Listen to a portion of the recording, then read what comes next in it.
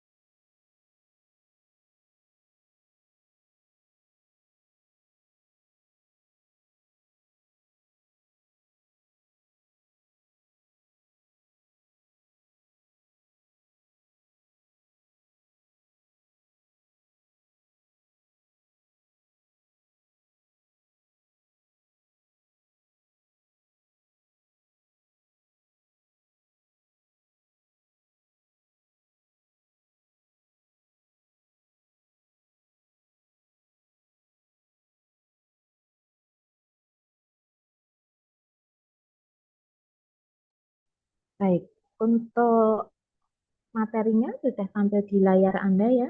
Dan untuk materi, dua materi saya kirimkan melalui menu chat. Ada yang pertama data, yang berikutnya distribusi frekuensi. Semoga bisa sekalian dibuka. Ya baik. Yang pertama kita akan membahas tentang data dan variabel dalam penelitian. Karena kalau kita berbicara data, nanti di penelitian itu data-data yang akan kita peroleh, yang akan kita, atau data yang kita miliki itu nanti merupakan variabel dalam penelitian. Ya.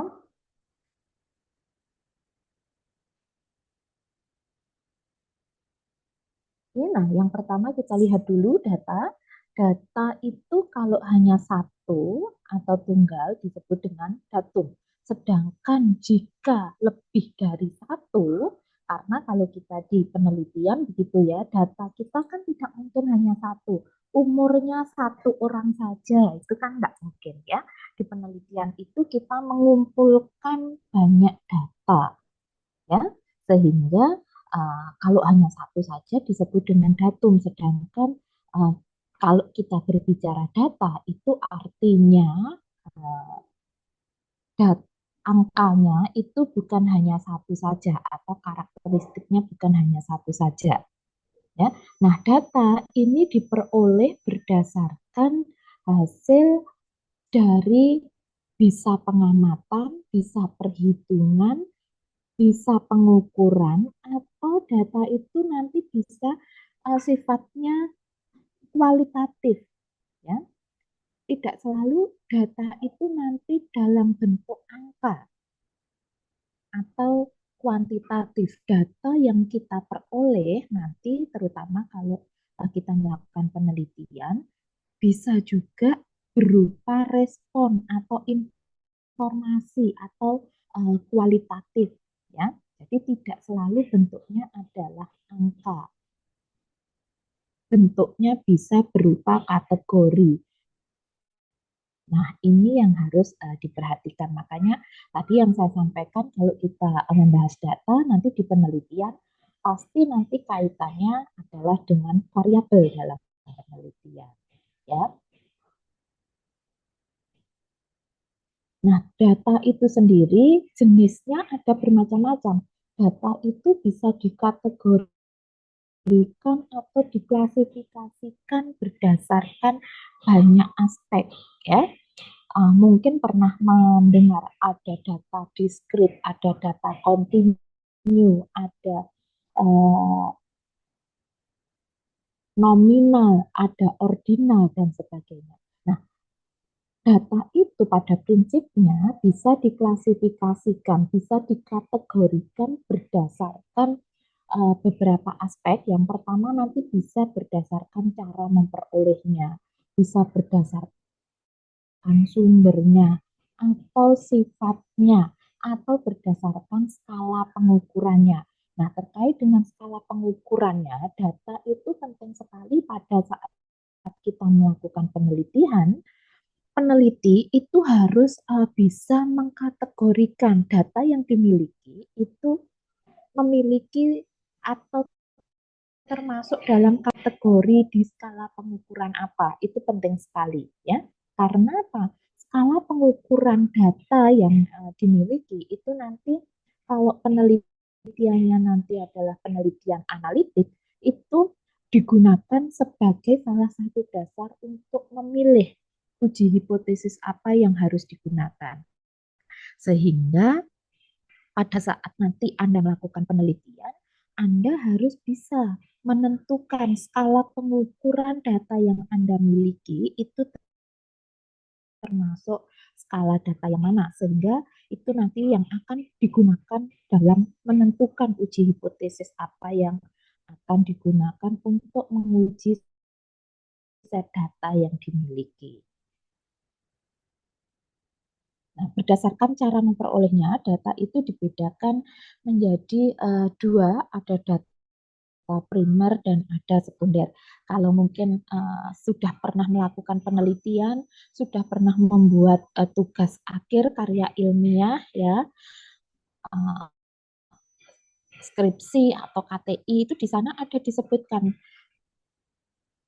data yang diperoleh nanti caranya bagaimana, apakah termasuk data primer atau data sekunder dan sebagainya ya, karena ini nanti harus dicantumkan kalau Anda menyusun tugas akhir. Data primer itu artinya adalah data yang kita peroleh, kita miliki itu langsung diambil dari subjek atau objek penelitian, sedangkan data sekunder itu kita tidak memperolehnya secara langsung, tetapi kita memanfaatkan data yang sudah ada, yang sudah dikumpulkan oleh pihak lain, kita tinggal memanfaatkan data yang ada, itu nanti berarti termasuk data sekunder. Ya, misalnya apa? Misalnya kita ke puskesmas 10 besar penyakit di puskesmas A. Nah, itu berarti kita memanfaatkan data sekunder, ya. Tapi kalau data primer itu nanti kita perolehnya langsung dari objek penelitiannya. Ya, sedangkan berdasarkan sumbernya data itu bisa data internal, bisa data eksternal, ya. Sedangkan tipenya itu nanti data bisa dibedakan menjadi dua juga, ya, data kuantitatif dan data kualitatif. Tadi yang saya sampaikan di awal, data itu tidak selalu dalam bentuk angka, ya. Data itu bisa juga dalam bentuk atribut atau dalam bentuk label atau bukan angka, ya. Hati-hati. Maka ini yang harus diperhatikan, data itu tidak selalu angka, karena bisa jadi ada yang beranggapan bahwa yang namanya data itu ya angka, kan gitu, ya. Tapi pada prinsipnya berdasarkan tipenya, data itu tidak selalu dalam bentuk angka atau kuantitatif, tetapi data itu ada yang termasuk dalam tipe kualitatif atau bukan angka.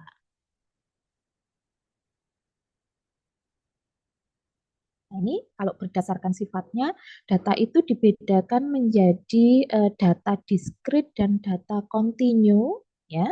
Data diskrit itu adalah data yang diperoleh dari hasil menghitung atau membilang, ya, menghitung, menjumlah itu termasuk data diskrit, sedangkan data kontinu itu data yang nilainya berada pada suatu interval dan data itu diperoleh sebagai hasil dari pengukuran. Maka itu disebut dengan data kontinu. Nah, sedangkan berdasarkan skala pengukurannya, ya. Nah, ini yang penting untuk diketahui kaitannya nanti kalau Anda melakukan penelitian, Anda harus bisa menentukan data yang Anda miliki itu nanti memiliki skala pengukuran apa, ya. Karena tadi yang saya sampaikan, ya, skala pengukuran data itu kalau nanti penelitian Anda adalah penelitian analitik, ada uji hipotesis, maka skala pengukuran data ini digunakan sebagai dasar untuk menentukan uji hipotesis apa yang harus digunakan. Ya, makanya nanti kalau di penelitian terutama di definisi operasional variabel begitu, ya, kan disebutkan ada salah satu kolomnya yang menyebutkan skala pengukuran datanya termasuk apa. Karena itu nanti berfungsi untuk menentukan jenis hipotesis, uji hipotesis apa yang harus digunakan, ya. Nah, berdasarkan skala pengukurannya, data itu dibedakan menjadi 4. Kalau tadi kan dibedakan menjadi 2, berdasarkan tipenya, berdasarkan sumber, berdasarkan cara memperoleh tipenya, semuanya dibedakan menjadi 2, kan begitu. Tetapi kalau berdasarkan skala pengukurannya, data itu dibedakan menjadi 4 skala, ya. Skala data itu dibedakan menjadi 4 yang disingkat dengan NOIR. Jadi untuk memudahkan kita menghafalkan ada berapa skala data itu disingkat dengan NOIR. Nominal, ordinal, interval, dan rasio. Ya, jadi skala pengukuran data mulai dari yang tingkatannya paling rendah sampai paling tinggi. Sehingga di sini bisa dilihat bahwa nominal, skala data nominal itu merupakan skala pengukuran data yang tingkatannya paling rendah. Sedangkan rasio itu nanti merupakan skala pengukuran data yang tingkatannya paling tinggi. Ya, hati-hati. Ada nominal, ada ordinal, interval, dan rasio. Dan peneliti nanti kalau Anda um, menyusun skripsi tugas akhir ya, peneliti nanti harus bisa menentukan skala data yang diperoleh itu termasuk skala pengukuran yang mana kan gitu. Ya. Nominal. Nominal itu tingkatannya paling rendah. Hati-hati. Nominal itu bukan angka, ya, tidak selalu angka. Karena sering sekali mahasiswa itu salah mengartikan skala data nominal ini, kan gitu. Ya, skala data nominal itu bukan nominal yang dimaksud di sini, bukan dalam bentuk angka. Ya, hati-hati. Skala nominal ini merupakan tadi yang disampaikan skala pengukuran data yang tingkatannya paling rendah. Oke. Kenapa paling rendah? Karena skala pengukuran ini hanya mengklasifikasikan, hanya membedakan berdasarkan kategori saja tanpa ada tingkatannya. Maka disebut dengan skala data yang tingkatannya paling rendah gitu, karena dia hanya membedakan saja berdasarkan kategori tertentu misalnya. Ya, tidak ada tingkatan di sini disebutkan di skala data nominal itu tidak ada tingkatan, hanya membedakan saja. Ya, nah ini di mana di setiap kategori ini sifatnya saling lepas. Sebenarnya di semuanya skala data, semua skala data ya, nanti sifatnya saling lepas kan gitu. Ya, baik itu nanti ordinal, baik itu nanti interval, rasio, sifatnya semuanya saling lepas. Artinya apa? Kalau sudah masuk ke satu kategori, tidak mungkin akan masuk ke kategori yang lain. Ya, di semua skala data sifatnya adalah demikian. Hanya bisa masuk di satu jenis kategori saja. Ya, tidak mungkin ada pada dua kategori pada saat yang sama. Oke, dan sifatnya itu lengkap terbatas. Artinya apa? Harus masuk pada salah satu kategori. Oke, skala data itu demikian sifatnya, ya. Saling lepas dan lengkap terbatas. Artinya apa? Nggak mungkin kalau sudah masuk di satu kategori bisa masuk di kategori yang lain. Dan tidak mungkin tidak masuk di salah satu kategori yang disediakan kan gitu. Ya, sifatnya adalah lengkap terbatas, harus masuk di salah satu kategori. Oke, contohnya yang bisa dilihat untuk skala data nominal itu adalah jenis kelamin.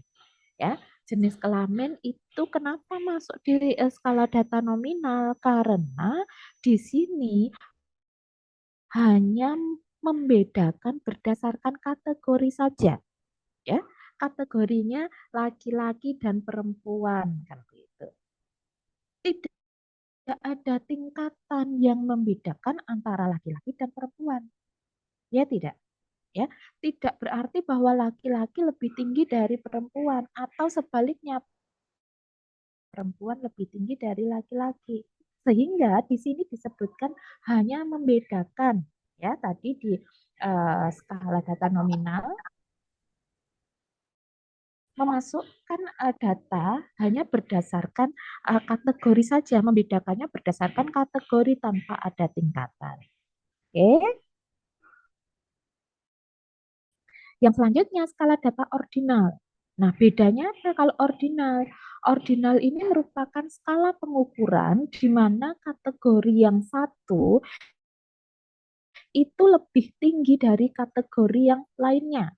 Ya, artinya apa? Ada tingkatan. Selain membedakan berdasarkan kategori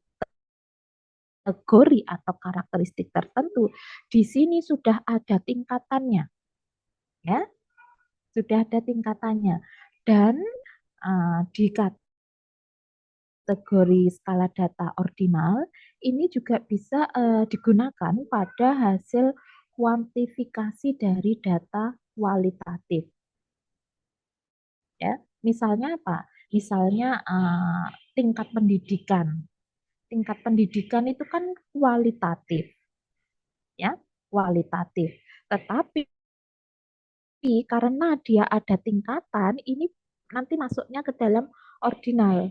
Ya, selain membedakan berdasarkan kategori, biasanya kalau di uh, kuesioner atau di angket gitu kan tingkat pendidikan SD sederajat, SMP sederajat, SMA sederajat. Nah, antara SD, SMP, SMA itu kan tingkatannya berbeda, ya.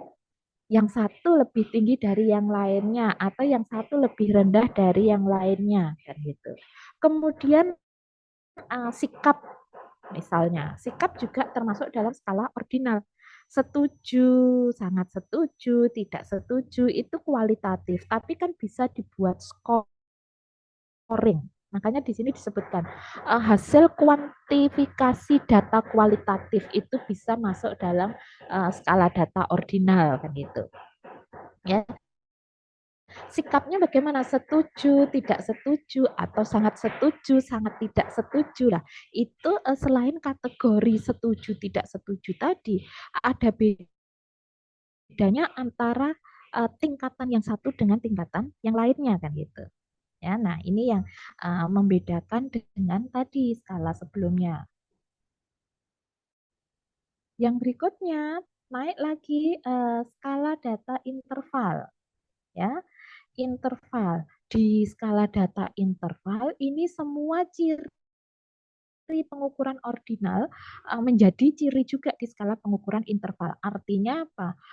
Dibedakan berdasarkan kategori, kemudian ada tingkatan juga, ya.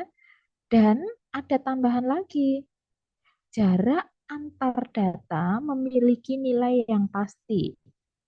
Kemudian yang menjadi jadi ciri khasnya juga bahwa di skala data interval ini tidak memiliki nilai nol mutlak atau nilai nol alami. Ya, tolong dibedakan nanti dengan skala data rasio. Skala data rasio, ya, semua ciri dari skala data sebelumnya itu dimiliki oleh skala data rasio. Yang membedakan nanti kalau di skala data rasio itu memiliki nilai nol mutlak atau nilai alami, nol alami. Sedangkan di interval, ya, nanti tolong dibedakan, ini tidak memiliki nilai nol mutlak. Misalnya apa? Suhu. Coba saya pengen tahu, kenapa suhu itu termasuk skala datanya interval? Kenapa tidak masuk di rasio? Ada yang bisa menjelaskan?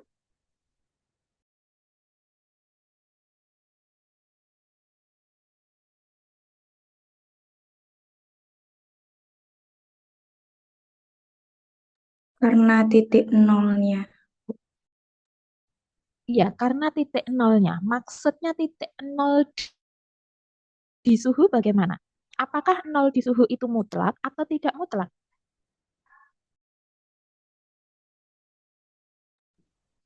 Tidak mutlak. Kenapa kok tidak mutlak?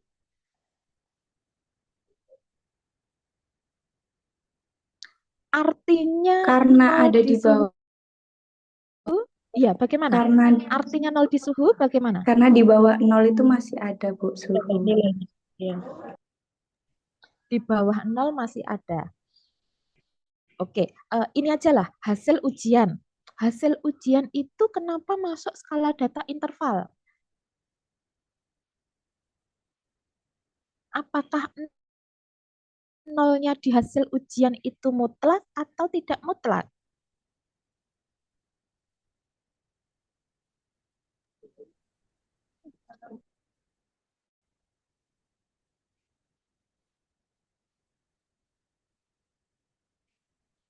Ada yang bisa menjelaskan?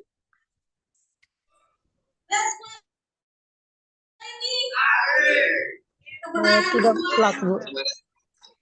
Oke, nilai 0 di hasil ujian itu tidak mutlak. Kenapa tidak mutlak? Masih ada kemungkinan di bawah 0 juga nilainya. Oke, sebenarnya untuk membedakan nilai 0 itu mutlak atau tidak mutlak, kita perlu melihat 0 yang diperoleh itu dari mana, kan begitu, ya. Di suhu misalnya. Suhu ruangan ini 0 derajat Celcius. Arti 0 derajat Celcius itu apakah suhunya sudah diukur atau belum diukur? Bisa jadi hasil 0 derajat Celcius itu adalah suhu yang diperoleh setelah pengukuran. Ya. Tahu suhunya ruangan ini 0 derajat Celcius dari mana? Karena kita sudah mengukur. Oke? Karena kita sudah mengukur. Dan 0 derajat Celcius ini beda dengan 0 derajat Kelvin misalnya. Ya. Sama, beda. Kemudian kalau hasil ujian saya 0. Mohon di mute ya. Ada hostnya enggak?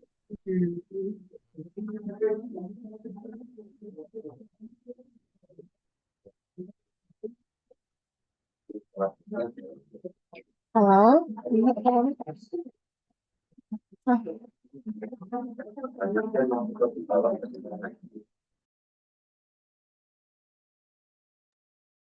Oke, kalau ada hostnya mohon bantuannya ya, hostnya untuk membantu saya di mute semuanya. Baik, Bu. Maaf.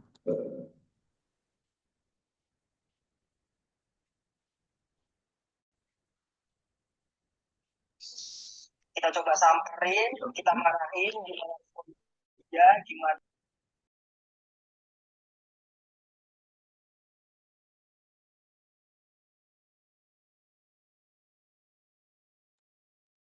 Baik, saya lanjutkan ya. Nah, sekarang contoh yang berikutnya. Kalau hasil ujian kenapa masuk di skala interval kan gitu. Nilai misalnya saya habis UTS nilai saya 0 kan gitu. 0 di nilai saya ini artinya apa? Apakah artinya saya belum ujian atau apakah artinya saya sudah ujian nilai saya 0? Kan begitu ya. Nilai 0 yang saya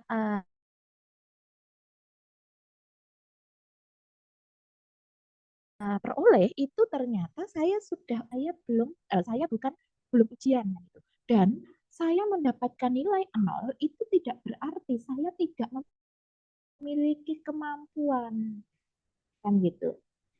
Sama tadi di suhu ruangan ini 0 derajat Celcius misalnya. Artinya kan bukan berarti di ruangan ini tidak memiliki suhu, ya. Sehingga di sini dikatakan 0 yang dimiliki suhu dan nilai ujian saya itu bukan nilai 0 mutlak. Beda dengan kalau di skala rasio. Ya, kalau di skala rasio, nilai 0 yang kalau di skala rasio, nilai 0 yang dimiliki itu adalah benar-benar nilai 0. Berat badan misalnya. Berat badan saya 0. Artinya apa? Apakah saya tidak memiliki berat badan? Kan tidak, ya. Kenapa berat badan saya 0? Karena belum dilakukan pengukuran, belum dilakukan penimbangan. Jarak misalnya. Jarak itu juga termasuk skala rasio. Jarak Kediri Surabaya itu 0 km. Artinya apa? Nolnya benar-benar 0 karena belum dilakukan pengukuran. Ya, beda dengan tadi di suhu. Suhunya 0 derajat Celcius. Arti 0 derajat Celcius apa? Bukan berarti belum diukur kan suhunya, tapi sudah diukur. Nah, kalau di rasio berat badan saya 0, artinya kan bukan saya sudah diukur, sudah ditimbang beratnya 0, tetapi 0 ini karena memang belum dilakukan pengukuran. Gitu. Ya, nah ini yang membedakan nanti masuk dalam skala data yang interval atau rasio. Ya, Anda harus bisa membedakan skala data yang Anda miliki nanti masuk dalam kategori yang mana atau klasifikasi yang mana. Bisa dipahami? Bisa, Bu. Oke. Selanjutnya kita masuk ke variabel penelitian. Ya, nanti pada saat Anda menyusun tugas akhir skripsi, ada yang namanya di sana nanti harus disebutkan variabel penelitian. Ya, variabel dalam penelitian yang Anda lakukan itu apa saja, kan gitu. Ya. Nah, sekarang kita lihat variabel itu apa. Ya, dalam penelitian, variabel ini merupakan ukuran atau ciri yang dimiliki oleh anggota suatu kelompok yang nilainya atau ciri tersebut berbeda antara yang satu dengan yang lainnya. Disebut variabel karena apa? Karena sifatnya bervariasi. Bervariasi. Bisa jadi berbeda antara yang satu dengan yang lainnya. Ya. Bisa juga dikatakan bahwa variabel ini adalah atribut dari subjek atau objek yang akan diteliti yang bervariasi antara yang satu dengan yang lainnya. Ya, oke. Contohnya tadi, kita di penelitian mengumpulkan data tentang berat badan, tentang tinggi badan, tingkat pendidikan dari responden kita misalnya. Nah, itu merupakan contohnya kan gitu. Ya. Kenapa ini nanti masuk sebagai variabel? Karena apa? Karena nilainya itu bervariasi antara yang satu dengan yang lainnya. Apakah mungkin ada yang mengatakan begini, loh kan ada yang sama, ya kan? Iya, memang ini bisa dibuat homogen, bisa dikondisikan, dibuat sama. Tetapi pada prinsipnya nilainya kan bervariasi, ya, antara yang satu dengan yang lainnya. Tetapi variabel ini nanti bisa dibuat untuk homogen, kan gitu. Ya, nah fungsinya variabel itu bisa digunakan untuk menguji hipotesis nanti dalam penelitian. Ya, variabel itu digunakan untuk mempersiapkan analisis data yang akan dilakukan. Ya. Kemudian dengan menentukan variabel penelitian, kita nanti akan bisa juga mempersiapkan alat dan metode yang akan digunakan pada saat melakukan collecting data atau pengumpulan data. Ya, ini adalah beberapa fungsi yang bisa diambil dari adanya variabel dalam penelitian. Nah, untuk jenis variabel sebenarnya secara umum ya, secara umum variabel itu hanya ada 2 jenisnya ya. Secara umum. Jadi saya sampaikan ya, secara umum variabel itu pada prinsipnya hanya ada 2 jenis. Variabel bebas dan variabel terikat atau variabel independen dan variabel dependen. Pada prinsipnya adalah demikian. Tetapi kalau menurut fungsinya, ya, mungkin Anda pernah melihat di penelitian yang Anda baca misalnya, kok ada ya variabel intervening, kok ada variabel moderat atau variabel moderator, kok ada variabel perancu, ada variabel pengganggu dan sebagainya. Ya, itu klasifikasi atau pengkategorian variabel berdasarkan fungsinya pada suatu penelitian. Tetapi kalau kita melihat secara umum, secara garis besar pada prinsipnya variabel itu hanya ada 2. Ya, harus diingat ini, variabel itu hanya ada 2, bebas dan terikat atau variabel independen dengan variabel dependen. Seperti itu. Ya, variabel bebas atau variabel independen. Bisa juga variabel ini disebut dengan variabel prediktor, variabel sebab, atau kalau menggunakan konsep input proses, maka variabel independen ini termasuk input, ya. Atau ada juga yang mengatakan variabel bebas ini adalah variabel yang mempengaruhi variabel lain. Ya, karena pada prinsipnya variabel bebas ini merupakan variabel yang menjadi sebab timbulnya atau berubahnya variabel lain, di mana variabel lain ini disebut dengan variabel terikat. Makanya tadi ya, yang saya sampaikan secara umum itu hanya ada bebas dan terikat. Tetapi bebas nanti fungsinya apa kan gitu.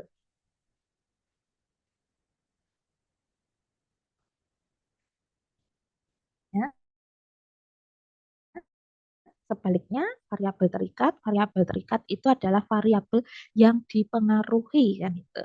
Ya, variabel terikat atau variabel dependen.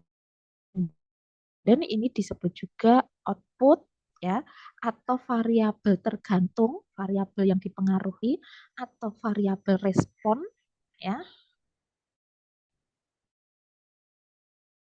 yang dipengaruhi atau yang menjadi akibat karena adanya variabel independen atau variabel bebas tadi. Ya, contohnya ini. Kemudian variabel intervening pada prinsipnya termasuk juga variabel bebas. Ya, pada prinsipnya ini variabel bebas. Tetapi ya secara fungsinya tadi kalau berdasarkan fungsinya itu nanti ada banyak sekali variabel kan gitu. Ya, variabel intervening ini pada prinsipnya adalah variabel yang mempengaruhi, di mana mempengaruhi ini bisa memperkuat atau memperlemah hubungan antara variabel bebas dengan variabel terikat.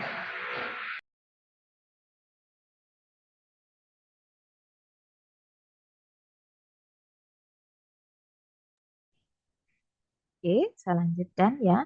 Variabel intervening. Jadi pada prinsipnya ini juga termasuk variabel bebas, gitu. Ya. Tetapi secara fungsi, kenapa disebut intervening? Variabel antara, ada juga yang menyebutnya sebagai variabel antara, gitu ya. Karena ini mempengaruhi hubungan antara variabel independen dengan variabel dependent tadi atau variabel bebas dengan variabel terikatnya dipengaruhi oleh variabel lain yang disebut dengan variabel intervening. Sehingga kalau dilihat dari prinsip sebenarnya kan dia juga variabel bebas kan gitu. Ya. Kemudian variabel moderator ya sama, ada yang menyebut intervening, ada yang menyebut moderator ya, bisa memperkuat atau memperlemah sama kan begitu. Ada juga yang disebut dengan variabel pengganggu atau variabel perancu biasanya. Nah, untuk variabel pengganggu, perancu, kemudian moderator, intervening tadi ya, sifatnya bisa dikendalikan. Ya. Kemudian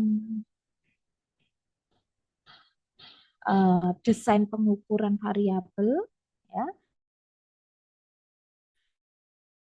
Nah, variabel dalam penelitian kita itu nanti pengukurannya ya, variabelnya nanti kan hasilnya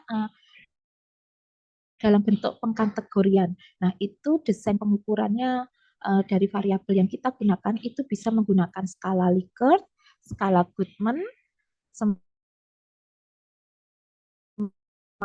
nanti bisa digunakan. Yang paling sering, yang umum digunakan itu menggunakan, banyak penelitian yang menggunakan skala Likert. Ya, skala Likert itu secara teori itu harusnya ada 5 kategori. Gitu. Tetapi sering sekali orang membuat kategori variabel dengan skala Likert itu ada yang hanya 4 kategori saja misalnya ya.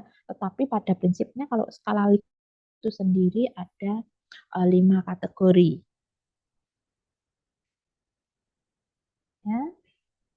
Kemudian skala Goodman, kalau skala Goodman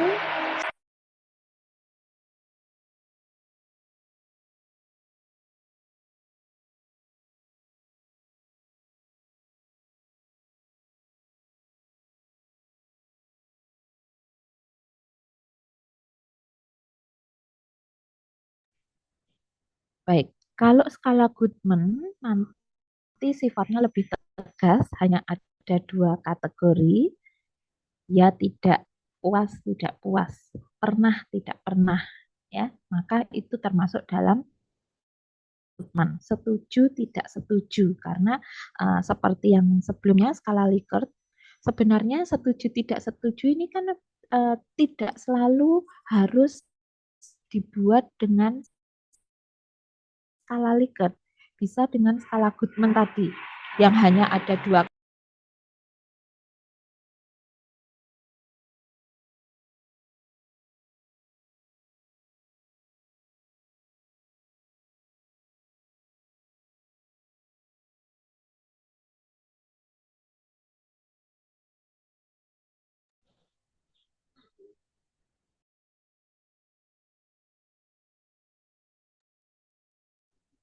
Baik, ya, sikap. Sikapnya bagaimana? Setuju, tidak setuju, sangat setuju. Itu kalau dengan skala Likert. Tetapi sikap itu sebenarnya bisa dibuat lebih tegas. Hanya dengan 2 pilihan saja, setuju dan tidak setuju kan itu. Maka skala yang digunakan adalah skala Goodman, ya. Kemudian skala semantik diferensial ini juga bisa digunakan, ya. Pada prinsipnya sama, tetapi kalau semantik diferensial itu sifat bentuknya checklist, menemukan kuesioner yang seperti ini kan gitu. Ini berarti menggunakan skala semantik diferensial, ya. Bukan dalam bentuk pilihan atau checklist, tetapi dalam bentuk, nah ini nanti skornya ada di mana? Kalau di tengah-tengah berarti nanti 3 kan gitu. Ya, 3 berarti nanti di tengah-tengah dan seterusnya. Dan yang terakhir itu skala rating. Ya, rating sama, pada prinsipnya sama.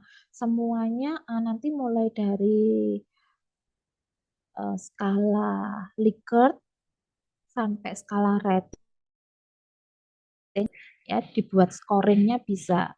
Hanya nanti bentuknya yang membedakan itu nanti termasuk skala mana yang digunakan. Oke, mungkin ini yang bisa saya sampaikan untuk data dan variabel. Sebelum saya lanjutkan ke distribusi frekuensi, silahkan jika ada yang ingin ditanyakan atau disampaikan untuk data. Mohon izin, Bu. Ya, silahkan. Bu Ya. Eka. Baik. Terkait yang variabel diskrit dan kontinu tadi ya, Bu, itu bisa dibedakan juga dari nilainya ya, Bu. Jika data diskrit itu bilangannya bulat, sedangkan kontinu itu bisa berbentuk pecahan. Contohnya kayak tinggi badan 165,2 kayak gitu ya, Bu, bisa ya. Mungkin itu, Bu, yang bisa saya ingin konfirmasi. Terima kasih. Iya, benar sekali. Kalau data diskrit itu umumnya datanya dalam bentuk bulat, ya. Tapi kalau kontinu, karena yang namanya hasil mengukur kan gitu ya. Mengukur itu kan artinya ada dimensi ukurnya. Kemarin kalau tidak salah saya sempat bertanya, bedanya menghitung hasil menghitung dengan mengukur apa, sedangkan menghitung itu kan tidak ada dimensi hitungnya kan gitu. 1 + 1 berapa kan begitu ya, bulat. Tetapi kalau mengukur itu nanti tidak selalu hasilnya dalam bentuk bulat ya, seperti itu. Baik, terima kasih, Bu. Oke,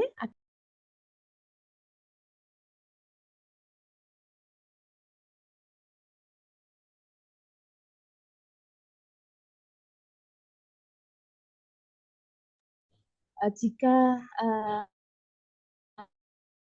untuk data sudah tidak ada yang ditanyakan, mohon izin ya untuk melanjutkan. Kita akan masuk ke materi, yaitu ada distribusi frekuensi dan statistik deskriptif ya. Kalau kita berbicara statistik deskriptif itu kan menghitung mean, median dan seterusnya, termasuk juga nanti statistik inferensialnya pasti didahului dengan distribusi frekuensi kan gitu. Data yang diperoleh nanti ada kalanya kita menyajikannya atau bahkan bisa jadi mayoritas data yang kita peroleh itu pada saat penyajiannya dalam bentuk tabel distribusi frekuensi. Ya tidak kan gitu ya. Mayoritas data di penelitian itu disajikan dalam bentuk distribusi frekuensi.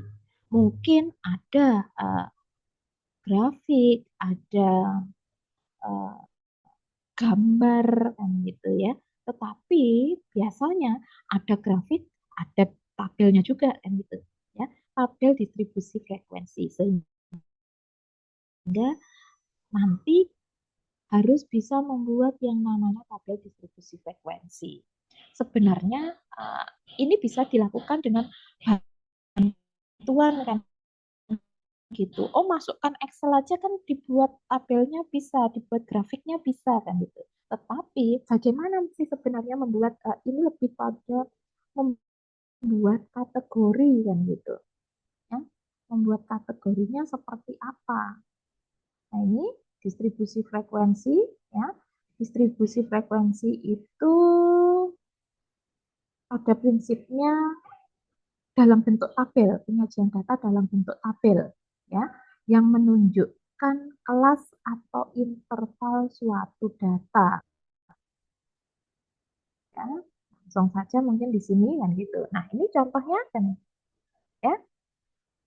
distribusi frekuensi. Coba dilihat, mayoritas penelitian, data yang diperoleh, data yang sudah dianalisis nanti akan disajikan dalam bentuk tabel kan gitu.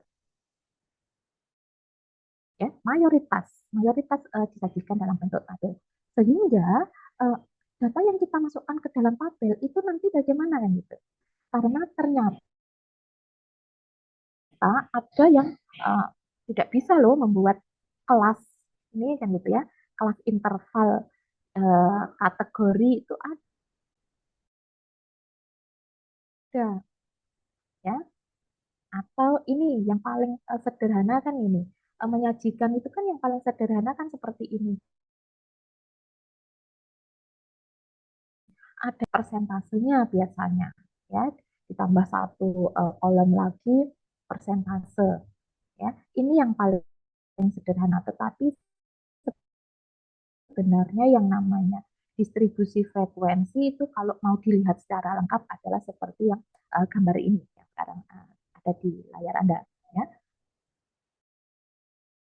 Tetapi untuk di penyajian data pada hasil penelitian, biasanya yang umum digunakan adalah dalam bentuk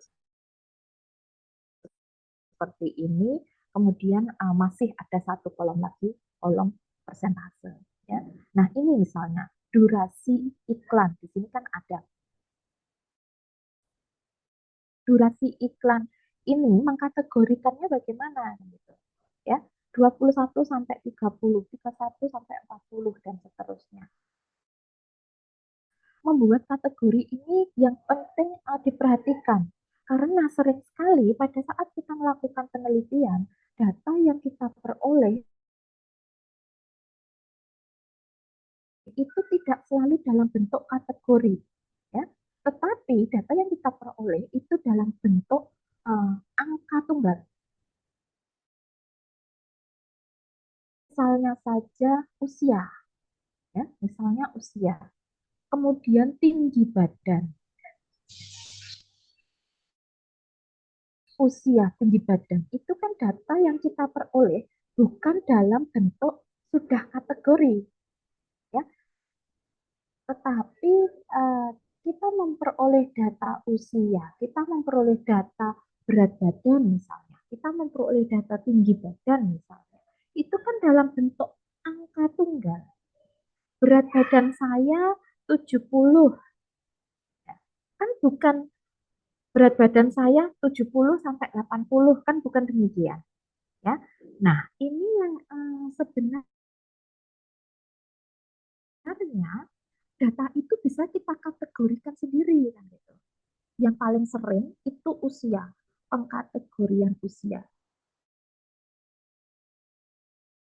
Di penelitian data usia itu kan dalam bentuk kategori dan banyak yang bingung mengkategorikan usia seperti apa. Ya, ada yang usianya itu dikelompokkan atau dikategorikan 25 sampai 40, 41 sampai 60 misalnya. Nah, pasti nanti akan menjadi pertanyaan, pengkategorian itu dasarnya apa? Kan gitu. Ya, dasarnya apa? Kan kita tidak bisa memberikan alasan yang tidak rasional, tidak ilmiah, karena nanti tugas akhir itu kan karya ilmiah ya. Sehingga alasan yang kita berikan pun juga harus ilmiah kan gitu. Sehingga sebenarnya usia paling sederhana saja. Usia itu kita bisa membuat kategori sendiri, interval sendiri yang gitu. Ya, seperti ini misalnya durasi iklan 21 sampai 30, 31 sampai 40. Ini bagaimana sih cara menentukan ini kan gitu. Ya, cara membuat tabel distribusi frekuensi ini bagaimana? Hanya bagaimana? Oke, sebentar kita tunjukkan dulu. Nah, contohnya kan ini. Contohnya kan ini. Kita usia tadi yang saya sampaikan. Usia itu kan kita tidak mendapatkan dari lapangan itu sudah dalam bentuk rank, tidak dalam bentuk interval kan gitu. Tetapi usia itu kan ada, oh ada yang usianya 5 tahun, ada yang usianya 10 tahun, ada yang usianya 60 tahun, ada yang usianya 80 tahun kan gitu. Ya. Nah, ini di penelitian kita. Kita tidak tidak tidak harus langsung comot. Misalnya usia remaja 13 sampai 18, usia dewasa 20 sampai 30, usia lanjut lansia sekian sampai sekian. Kan itu bisa tidak kita pakai. Kita kan bisa mengkategorikan, mengelompokkan sendiri kan gitu. Ya. Kalau sebaran data yang kita peroleh seperti ini, bagaimana kita harus membuat tabel distribusi frekuensi yang harus kita gunakan untuk menampilkan data ini kan gitu. Ya. Caranya adalah demikian. Oke. Ini ya. Menentukan jumlah kelas atau interval dalam distribusi frekuensi yang akan kita buat. Tabelnya mau kita buat jumlah kelasnya berapa, intervalnya berapa, gitu. Oh, interval 1 ditambah log 3,3 dikalikan N atau banyaknya data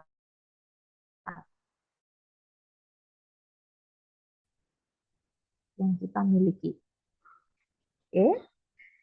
Yang berikutnya, lebar kelas. Kita harus menghitung lebar kelasnya berapa. Nah, lebar kelas itu kita hitung dengan cara melihat selisih dari nilai maksimum dengan nilai minimum dibagi dengan jumlah kelas. Ya, makanya langkah pertama harus menentukan jumlah kelasnya dulu.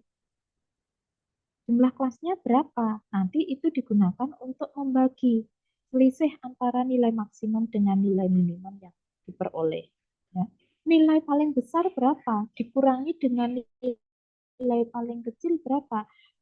Hasilnya nanti dibagi dengan jumlah kelas yang diperoleh dari step yang pertama ini. Oke.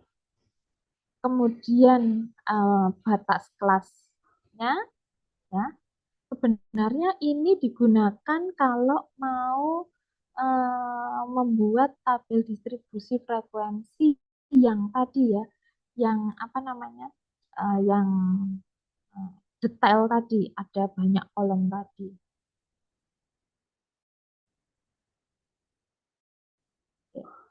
Coba dibuat. Kalau datanya seperti ini, tabelnya seperti apa?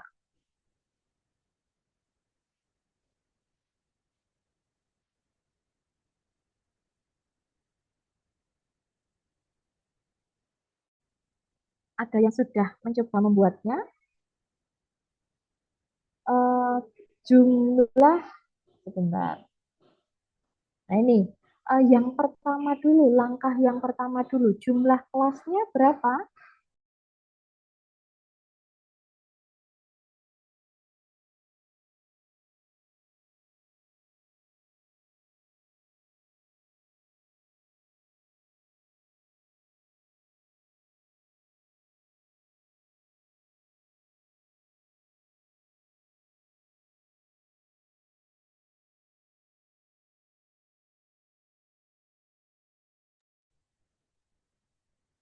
Maaf ya, saya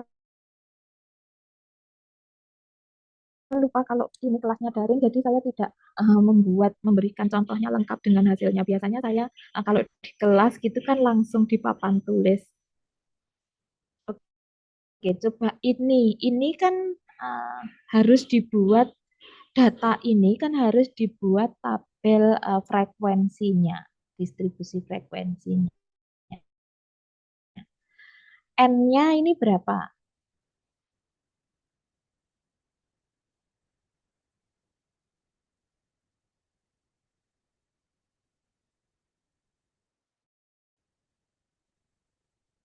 N-nya berapa? N-nya ada atau banyaknya data ada 50. Ya, kan 50. Sekarang langkah yang pertama adalah menentukan jumlah atau interval kelasnya. Caranya adalah 1 ya ditambah log 3,3 yang dikalikan dengan N-nya 50 tadi. Hasilnya berapa?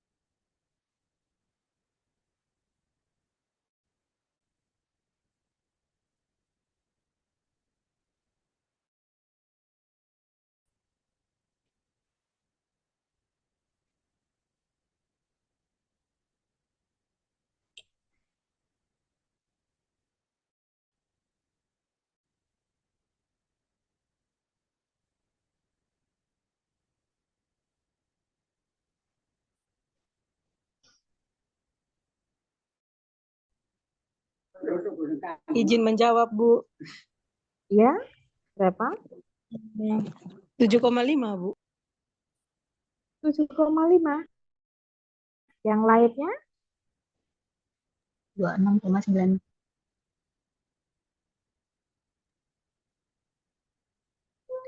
26,9, jauh sekali bedanya. Yang lainnya?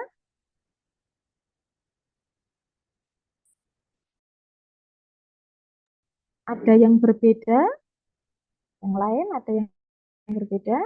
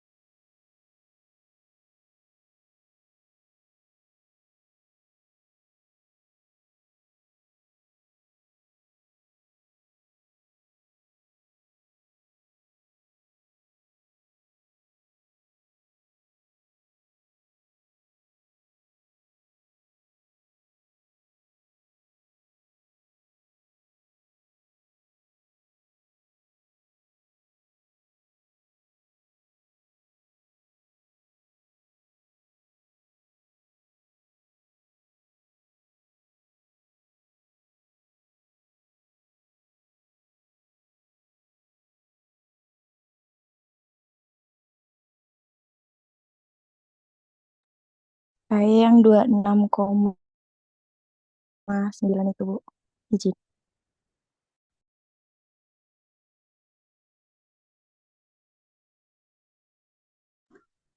Maaf, Bu, perbaikan 75, Bu. Yang 7,5.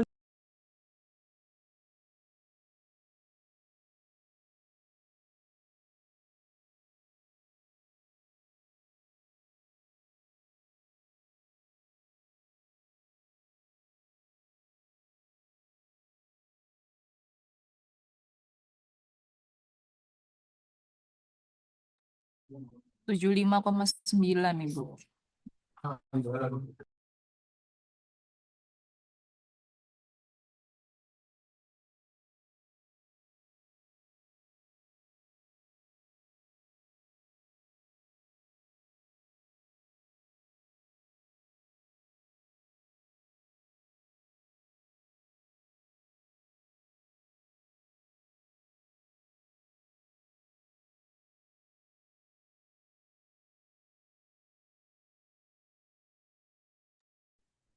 Oke, berapa saja? Saya menemukannya, menghitungnya 26,9 sekian. 26,9. Oke, ada yang berbeda lagi?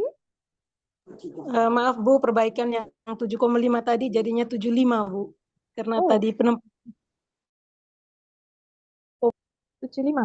75. Ada yang 75, ada yang 26. Ada yang berapa lagi? Saya dapatnya 75,9 nih Bu. 75,9. Kok beda-beda ya? Menghitungnya 1 ditambah log 3,3 kali N. Jadi log 3,3 dikalikan N ditambah 1. Hasilnya berapa? Bedanya jauh banget ya. Ayo, yang mana ini yang harus dipakai?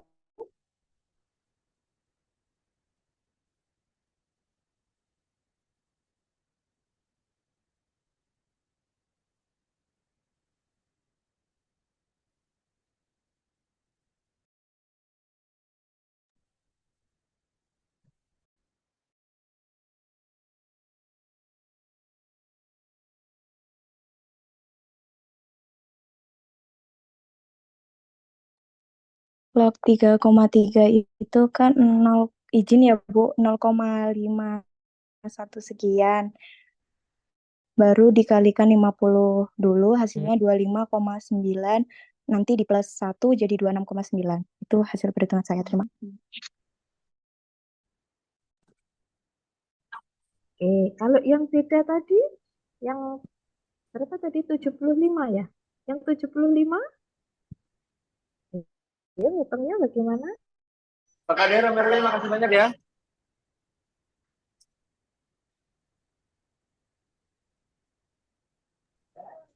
iya Bu, yang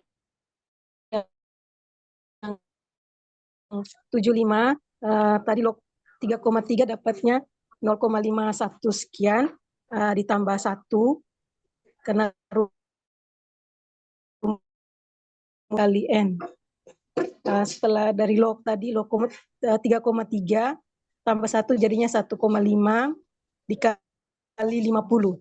N-nya 50. Oke, hati-hati ya. Ini berlaku apa rumus perkalian yang seperti matematika pada umumnya. Kalau ada kali dengan penjumlahan, perkalian atau pembagian dengan ketemu penjumlahan atau pengurangan itu harusnya kan dikalikan dulu atau dibagi dulu baru ditambahkan atau dikurangi kan gitu ya. Makanya hasilnya bisa berbeda kan gitu ya. Harusnya menghitungnya dikalikan dulu baru ditambah kan gitu. Ya kan? Ya berarti berapa tadi?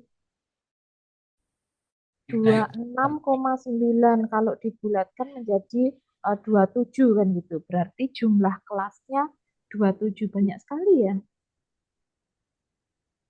Jumlah kelasnya ada 27. Oke. Kemudian lebar kelasnya. Lebar kelasnya berapa? Lebar kelasnya menghitungnya adalah nilai minimum dibagi dengan nilai maksimum dibagi nilai minimum dikurangi minimum ya. Nilai paling besar berapa? Ada coba dilihat di datanya, nilai paling besar 92. 9. berapa paling besar? 92, Bu. Ada 92. 88 bukan 88 ya? 92 yang mana ya? Ada data 92? 88 Bu. Saya 88 lihat ya. di tabel. Oke, 88 dikurangi dengan nilai paling kecil, nilai minimumnya. 7. Berapa 7. nilai minimumnya? 7. Hasilnya dibagi dengan 27 ya, dibulatkan. Sehingga hasilnya berapa? 3. Udah, tinggal dibuat saja. Ya, paling sederhana kan kalau kita membuat yang paling sederhana,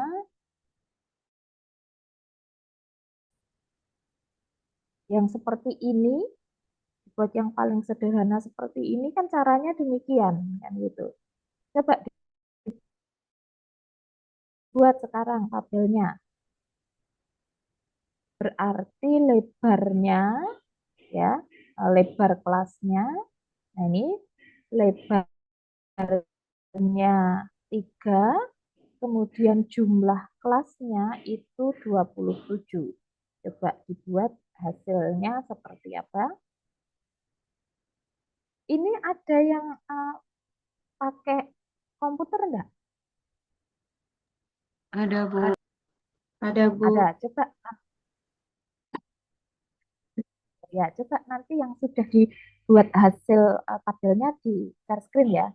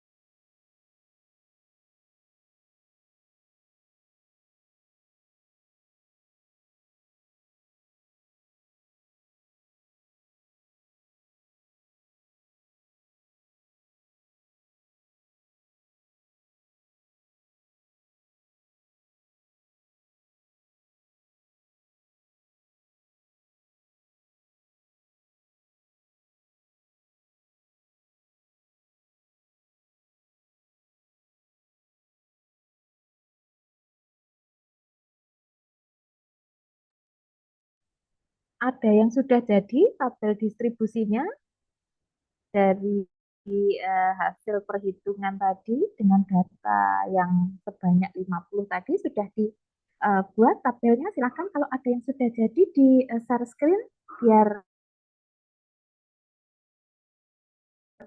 kita bahas bersama.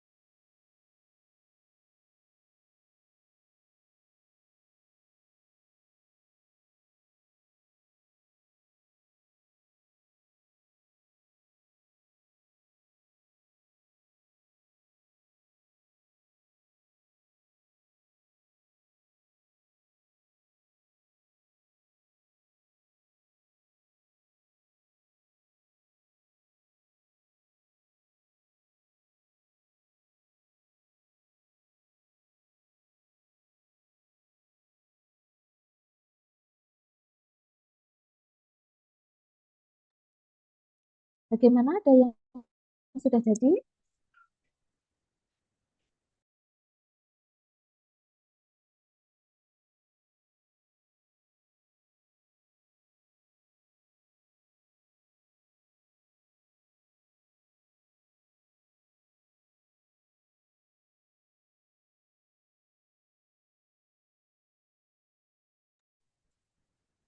Ada yang tabelnya sudah jadi?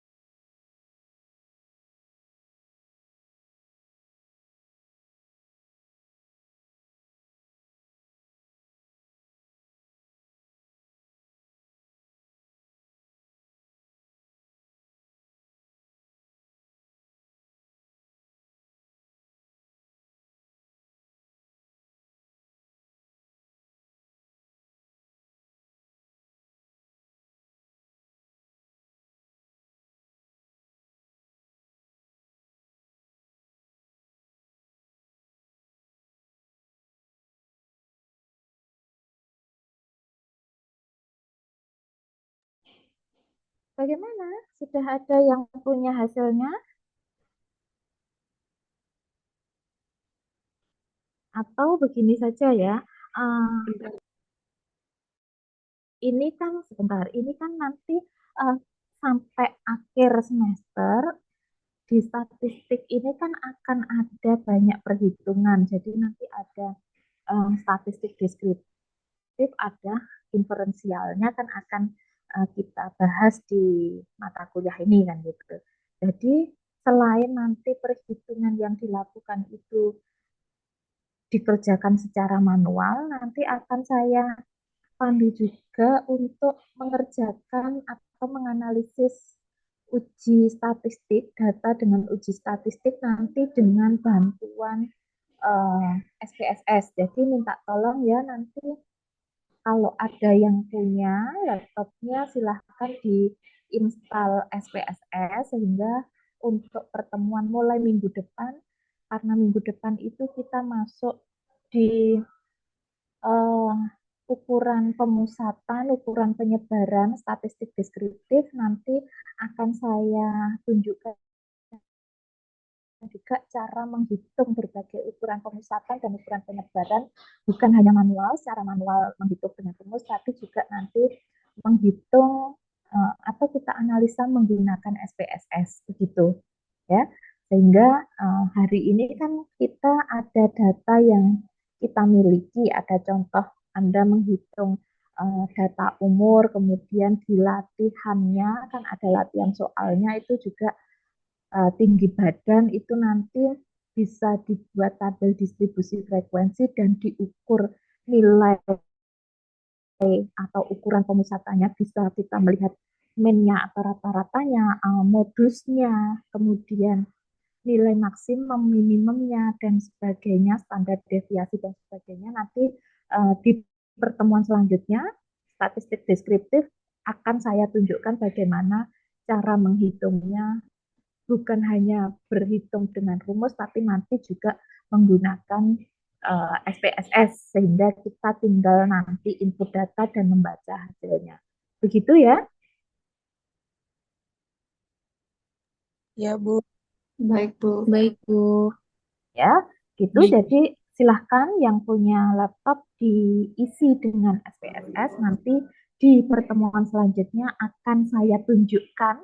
Anda jadi bisa juga langsung praktek bagaimana cara menggunakan atau menghitung, menganalisis data menggunakan SPSS. Begitu?